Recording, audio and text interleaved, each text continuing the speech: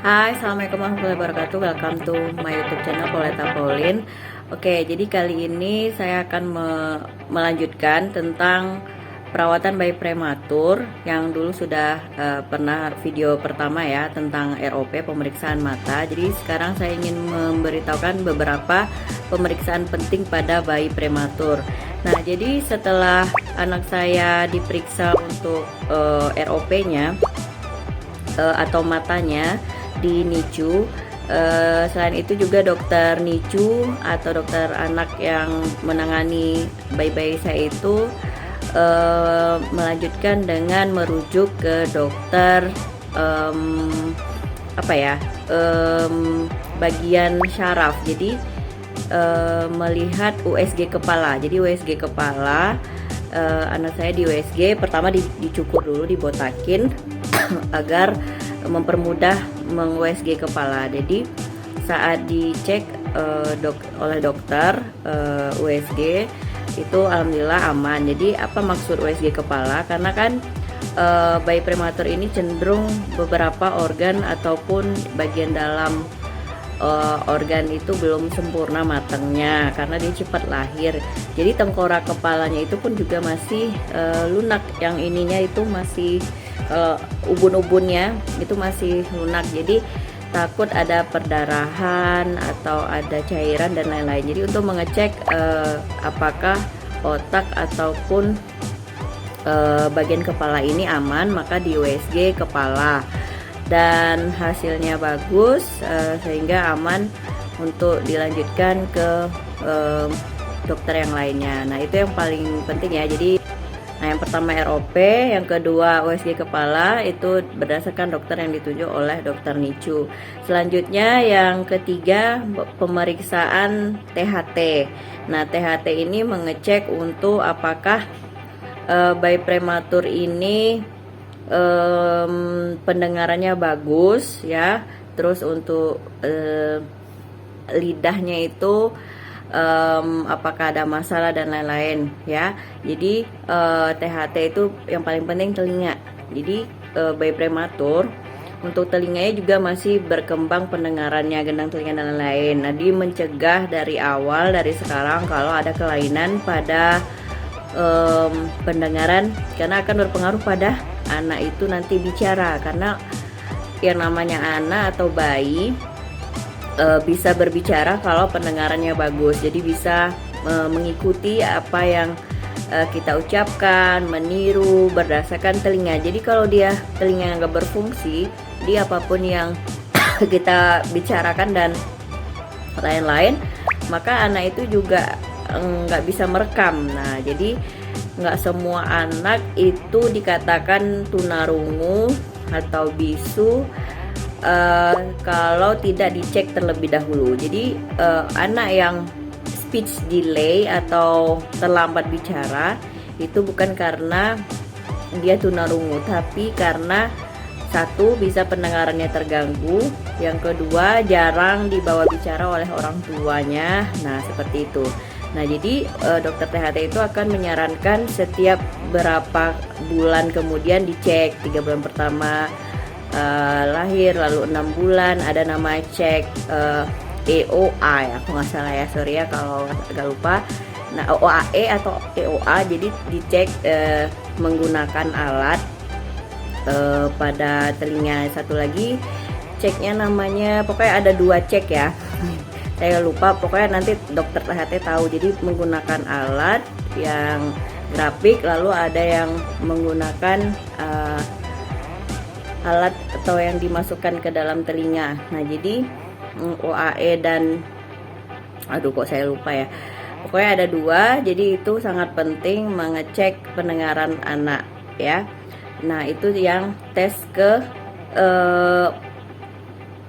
4 ya. Tadi saya bilang. Oke, yang tes keempat itu adalah ke dokter THT. Nah, itu tes yang ketiga. Jadi pertama itu tes ROP, yang kedua tadi otak, yang ketiga THT. Nah, yang keempat adalah waktu di NICU itu cek jantung. Nah, organ jantung juga merupakan organ yang sangat penting bagi manusia, sehingga dokter NICU juga ingin mengecek apakah ada masalah aliran atau jantung pada bayi prematur.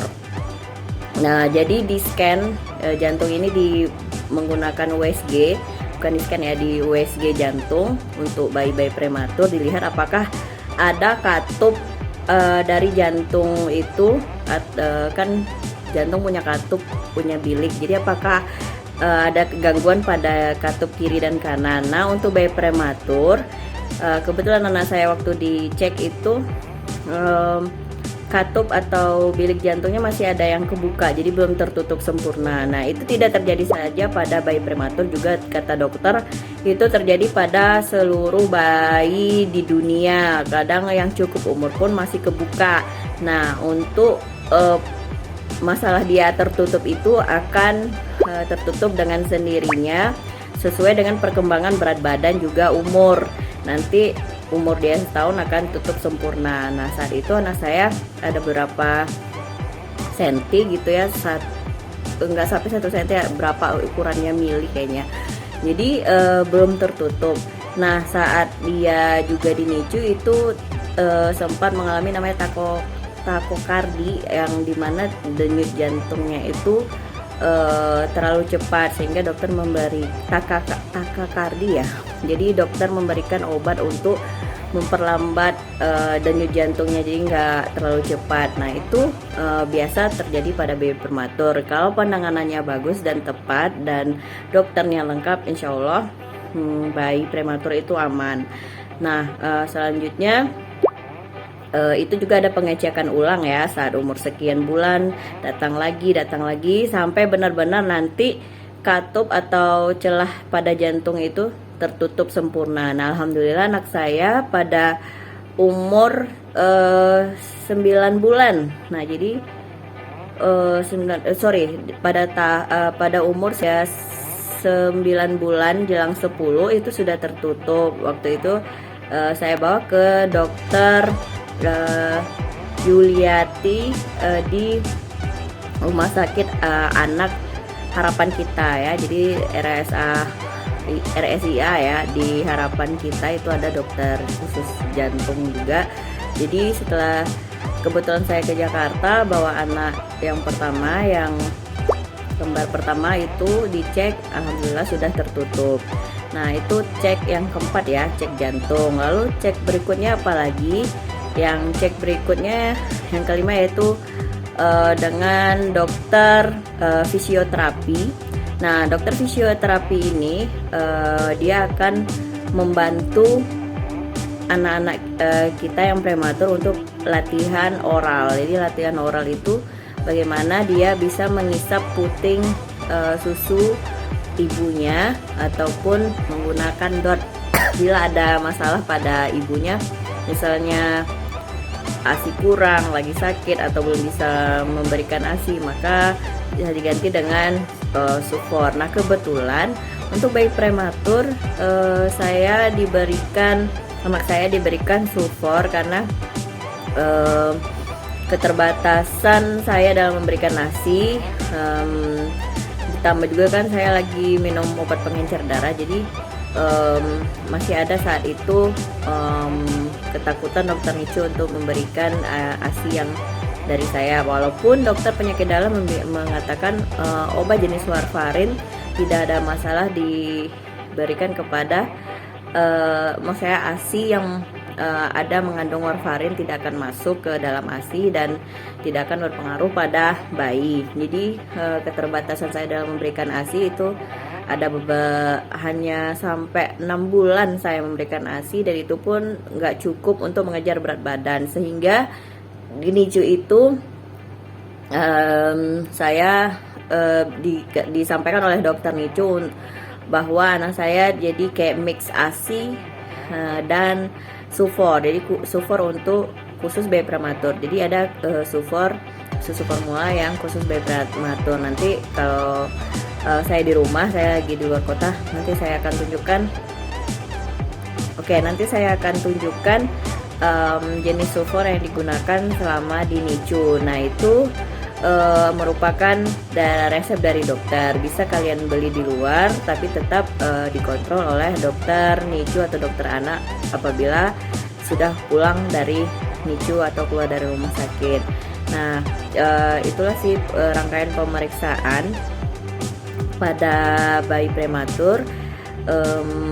Ada 5 tadi ya, ada kepala, ada jantung, ada THT, fisioterapi, ada ROP mata. Itu merupakan hal-hal yang sangat riskan ataupun beresiko bila kita terlambat atau melalaikan rangkaian hal tersebut, karena ada batas-batas umur ataupun berat badan di saat anak kita diperiksa oleh dokter. Jadi jangan sampai kelewat, misalnya jadwalnya dibilang, Bu nanti setelah pulang dari NICU tolong datang pada tanggal sekian saat umurnya sekian. Jadi itu sangat penting. Jadi perkembangan tumbuh kembang anak prematur itu baik tergantung pada ibunya atau orang tuanya. Bila cekatan bagus dalam menangani hal tersebut, tidak lalai, sesuai dengan waktu,